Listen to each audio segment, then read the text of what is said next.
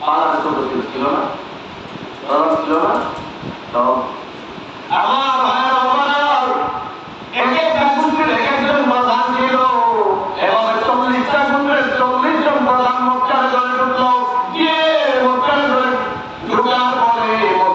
ঢুকার পরে সংক্ষিপ্ত করে দিচ্ছি, সামনে 40টা মানুষ একটা বড় পাত্র রাখলো।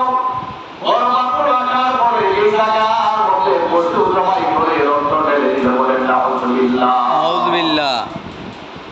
রক্ত ঢেলে দিল। রক্ত ঢেলে দিয়ে 40টা মানুষ তাদের একটা করে হাত ঢুকে দিল।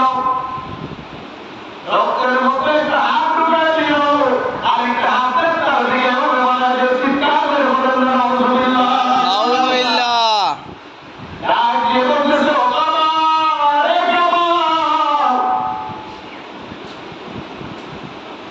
অনেকদিন হয়ে গেল বৃষ্টি নাই, জমিনটা জামাটা হয়ে গেল, হয়ে গেল, চুলা বালি রাস্তা হয়ে গেল, গরু ফসল বলতেছে আমরা কি করে খাবো?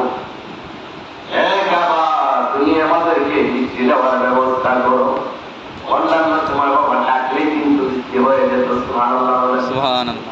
এবার ডাকলে ডাকলে ডাকলে ডাকলে অনেক সময় হয়ে গেল। আপনার ডাকলে বলে রে যারা কথা শুনো, আজ কোনো বৃষ্টি হবে না। কাবা আমাদের প্রতি সন্তুষ্ট না, কাবা আমাদেরকে বৃষ্টি দিবে না। আমাদের লেপটা আমাদের প্রতি খুশি না, আমাদেরকে বৃষ্টি দিবে না। আমাদের কপালের মধ্যে শনি আসছে। আউযুবিল্লাহ।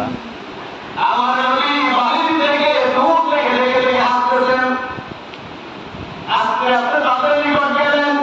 তারা ডাকতে বললেন, মুহাম্মদ রে মুহাম্মদ সাল্লাল্লাহু আলাইহি ওয়াসাল্লাম, তুমি কেন আসলা?